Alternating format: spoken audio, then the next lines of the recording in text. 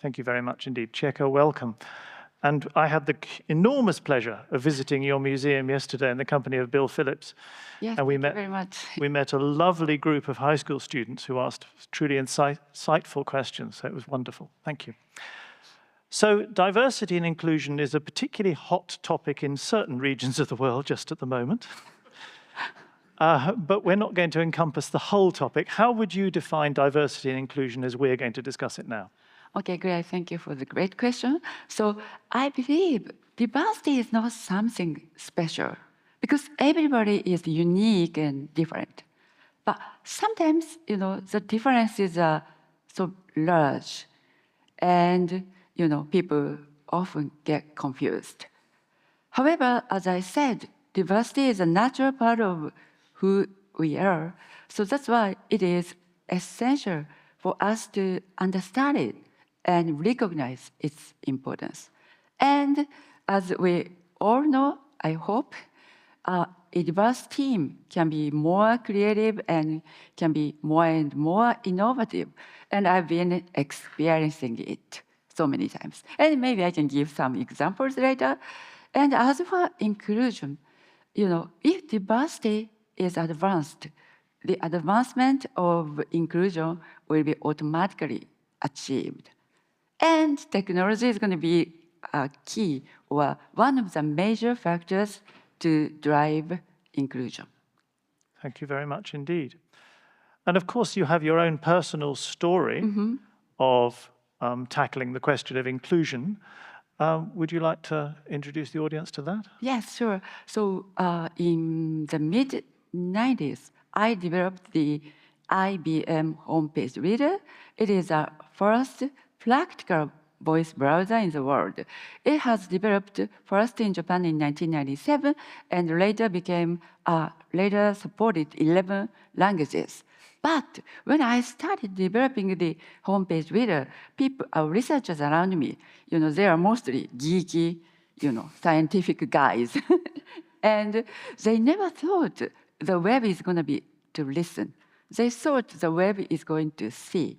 But I argued. I'm here, and I can tell you what this web page is talking about by just listening. And they were, persuaded. They understand it. And just, a couple of months later, we developed the homepage reader.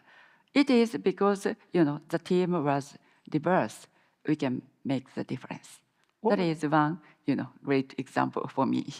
So the home-based reader, what was your own personal motivation to move into this area? Oh, thank you for another great question.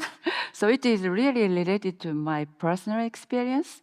When I was 11 years old, I hit my eye on the side of a swimming pool.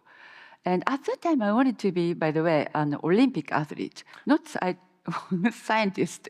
But anyway, after many bumps and tours, I joined IBM Research. But anyway, when I lost my sight at the age of 14, I lost my independence as well.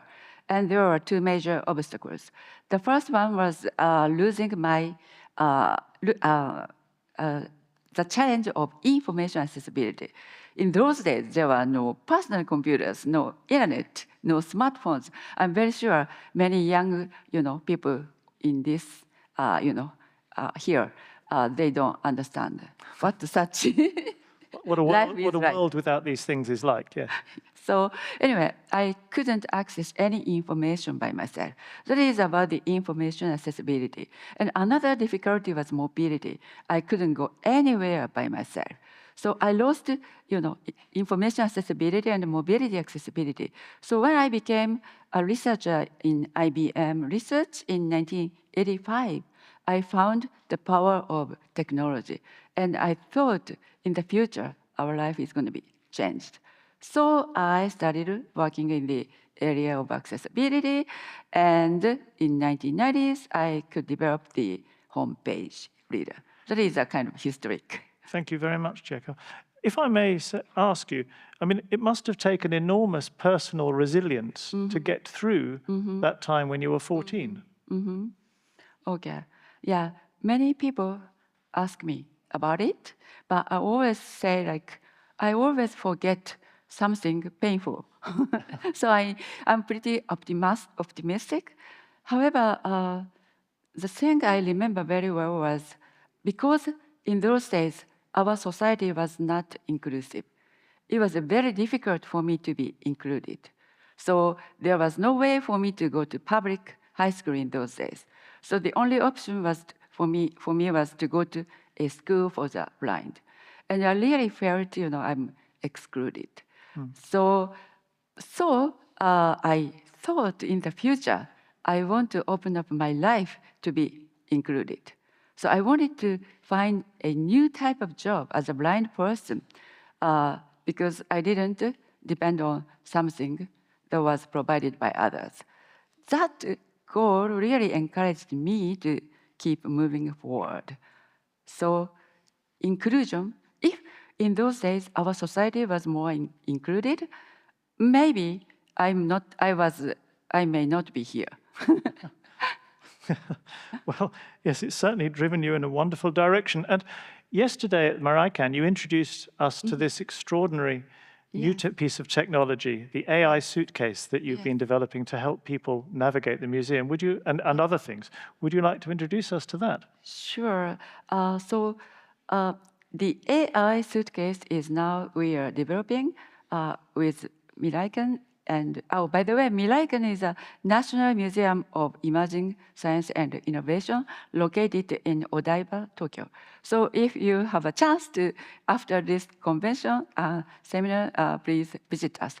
We'll be ready to welcome all of you. And by the way, another thing is we have 29 messages from Nobel laureates. And yesterday, Bill Phillips' one was added as a 29th message from Nobel laureates. So if you haven't come to our museum yet, please join us tomorrow.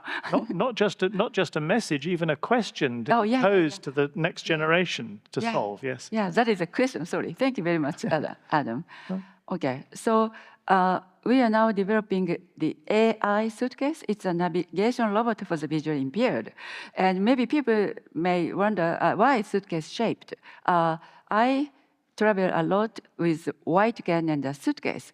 And at the airport, I noticed that just a regular suitcase is going to help me navigate at the airport without a white can. So one day I thought if we can integrate perception, control, planning, and AI into the suitcase, it can be my new travel companion. And it was like 7, 8 years ago. But now we have, the latest AI and robotic technology. So we are moving very quickly the past few years. And can I show you the video? Please, yes, please do. So if we can roll the video.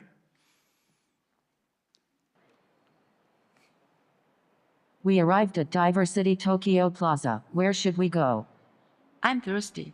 Please take me to a place for a drink. There is a smoothie shop. Would you like to head there? Yes, please.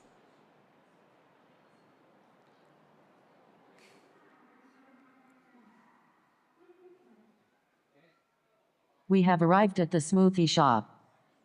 I'd like to explore around here. Do you have any recommendation? There is a life-sized statue of Unicorn Gundam outdoors. It is one of the symbols of diversity. Sounds good. Take me there.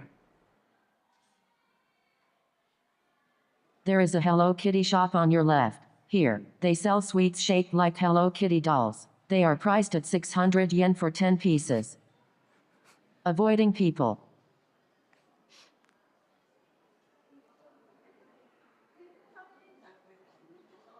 Entering the festival plaza. We have arrived. The Gundam statue is on your right. Be my eyes. This is a smartphone. Be my eyes. Take a photo and it's going to analyze in real time. Take picture. Button. Take picture. Analyzing picture. Please wait. The image shows a large, white robot statue, resembling a Gundam, standing in front of a building. The robot is positioned on the right side of the image, and it appears to be looking upwards with one arm slightly raised. The building behind it has several signs on it. The most prominent sign reads Diversity Tokyo Plaza. Other visible signs include Round 1, Uniqlo, ABC Mart, GU, H&M, the Gundam Base Tokyo, the Super Sports CBO, and the Adidas logo. The sky is clear and blue, suggesting a sunny day. So much information in a short time. That was a challenge for the simultaneous translation. I don't think no human can speak No. in this way. So anybody using this is much brighter than anybody normal. This is an extraordinary thing to have. Yeah. Does it guide you? So how easy is it to walk with the suitcase and to be guided by it? Oh, it's very easy. So if, by the way, if you are interested in using it, Expo is going to start next month, 13th of April, and we are going to demonstrate this AI suitcase every day. So please come back to Japan again. But anyway, it's very easy. I just hold the handle, and when I hold the handle, it starts moving. Yeah. When I release it, it stops. And when it's turning right, the right side of the handle is going to vibrate, same as left side. So handle itself is very smart. So what I need to do is just hold the handle, release it. And I can talk to a smartphone saying like, please take me to the Ishiguro Pavilion, for example. So one of the things that strikes me is that this allows you to add extra levels of information to what somebody not using the suitcase would have. So somebody visiting your museum, for instance, could use this to get information that would not otherwise be available. You mean the without suitcase? Yes. Sure, because a suitcase itself is a navigation. It take up the role of the suitcase is a navigation. So in addition to navigating a user to a destination, suitcase, the most important role of the suitcase is navigating a user to a destination. And as for the AI part, of course, we can use AI part, just a smartphone. And so when by the way, museum experience is going to be changed for the blind. Before the latest technology is available, we could only depend on someone accompanying us. So the information is going to be limited by someone. Or long-winded audio description, audio guide. Long-winded. Yeah. So you have to type number or QR code these days. But the description usually very long. So if I cannot stand up in front of some exhibition, because it's going to take 3 to 5 minutes, and my friend maybe want to keep moving. So before the latest technology, museum experience really depend on someone accompanying us. But with this kind of latest technology, we can even enjoy by ourselves and get more information.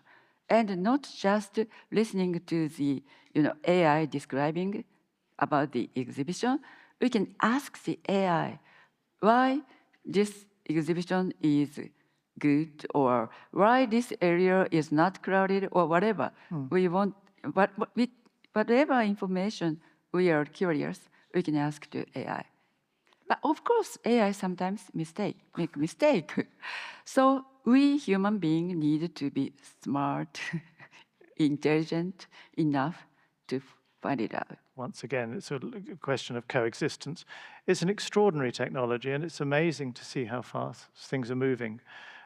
I'm very grateful to you. Thank you very much indeed for taking the time to talk to us and to introduce us to the technology. And the only thing that occurs to me is that that's an expensive suitcase to lose. One worries about losing a suitcase under normal circumstances, but if somebody stole that, you're in trouble. That's a great question. How much does it cost? How much? Maybe in this audience, many of you are scientists, so they would know how much one LiDAR cost, how much one GPU cost, so you can guess. But I've never thought about losing it. Sorry. I will start thinking about it. Thank you. Maybe I can reply to you next year. Okay, fine. Thank you very, very much. It's been a pleasure speaking to you. Thank you very much, Adam, and nice to meet you again. Thank you. Thank you, Chieko. Thank you very much.